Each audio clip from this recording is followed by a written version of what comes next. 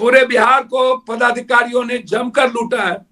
पदाधिकारियों ने नीतीश कुमार जी के द्वारा पप्पू जी माफ कीजिएगा, पप्पू जी माफ कीजिएगा, कोई मुझसे कह रहा था कि भाई संजय झा और लल्लन सिंह इतनी बेहतरीन सरकार चला रहे हैं, रोज मोदी जी से इंस्ट्रक्शन लेते हैं, बताते हैं, और आप कह रहे हैं कि सरकार नहीं चल रही है।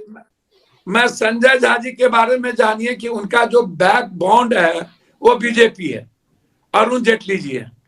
संजय झा जी कैसे बढ़े हैं, क्या बढ़े हैं, वो दुनिया को पता है। मुझे संजय झा जी के बारे में, ललन बाबू के बारे में कुछ नहीं कहना। पप्पू जी मैं टोक रहा हूँ, पवार जन्म ले लिए क्या?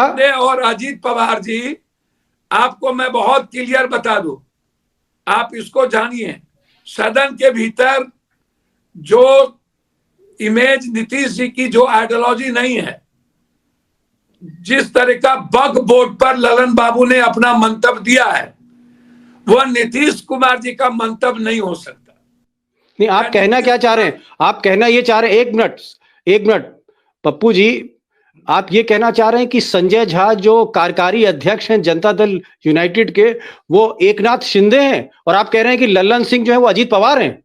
भैया आप हमको एक बात बताइए, जदयू का नीतीश कुमार जी के बाद कौन ऐसा आदमी है जो वोट बटोरेंगे और जिस पर बिहार ट्रस्ट करेगा?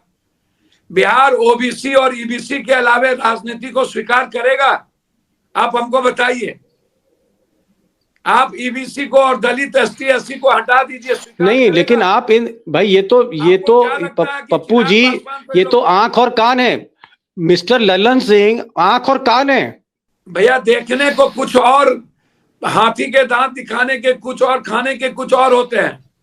आंख और कान लल्लन सिंह जी तो रेलवे मंत्रालय को लेकर के बैठे थे कि हमको मिलना ही मिलना है। देखिए लल्लन सिंह जी, मुंह में राम बगल में चूड़ी, बाहर कुछ भीतर कुछ। ये लोग नीतीश कुमार जी, मैं क्लियर कह रहा हूं आपको कि नीतीश कुमार जी के आइडियोलॉजी के साथ इन लोगों का रिश्ता नहीं है। इन लोगों का रिश्ता, आप जिस समूह, जिस समाज और वर्ग से आते हैं, उनकी राजनीतिक परिवेश और परिस्थितियां वो बीजेपी के साथ है। वो आज के डेट में जो हमारे ऊंची जात के की सोच है वो कांग्रेस के साथ हुआ करती थी। ऊंची जात के लोग में ब्राह्मण हो या भूमियार, वो कंप्लीट रूप से कांग्रेस के साथ कभी था। राजपूत हमेशा सोशलिस्ट कैरेक्टर के रहे थे, लेकिन जोगी और राजनाथ सिंह जी के बाद राजपूत समाज का जो राजनीतिक व्यवस्था रही हो, चाहे जो, वो बीजेपी के साथ बहुत मजबूती के साथ। आज के डेट में सबसे ज्यादा दुविधा किसी के भीतर है तो वो भूमिहार समाज के बीच है कि वो क्या करे। वो बीजेपी भी उनको लगता है कि मेरे लिए अच्छा नहीं, और लालू यादव भी अच्छा नहीं, कांग्रेस अलग होती नहीं है।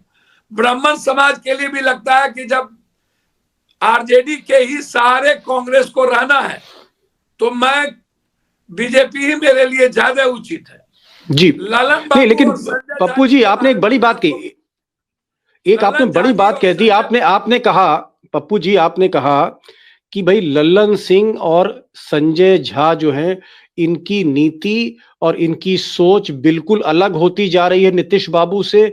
आप कह रहे हैं कि ये अजीत पवार और एकनाथ शिंदे जैसा गेम कर सकते हैं। तो क्या अगर नीतीश कुमार ने कोई स्टैंड लिया मोदी के अगेंस्ट, या उन्होंने अंबेडकर की बात करी, तो क्या ये दोनों पार्टी स्प्लिट करा देंगे? क्या आप ये कहना चाह रहे हैं जेडीयू में स्प्लिट हो जाएगा क्या? नीतीश कुमार जी को कोई रोक नहीं सकता था, लेकिन नीतीश कुमार जी यदि मस्तिष्क से मजबूत हुए होते तो ललन बाबू या संजय बाबू या ये लोग कोई मैटर नहीं रखता। आप दल में ही उठा करके देखिए, आप क्या हश्र हुआ आरसीपी सिंह का, बीजेपी ने क्या किया।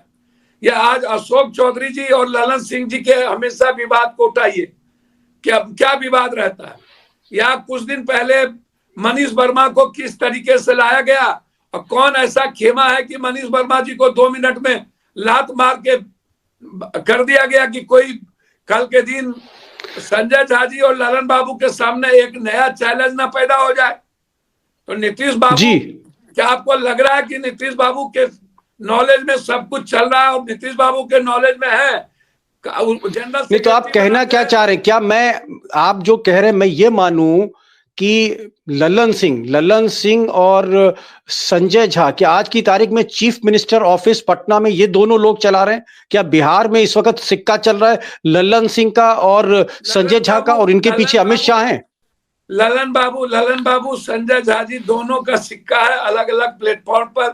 दिल्ली में दोनों आदमी दो जगह मजबूत हैं और पूरा बैकअप है। ललन बाबू थोड़े देर के लिए थोड़ा सा नीतीश कुमार जी के साथ बेईमानी नहीं भी कर सकते हैं,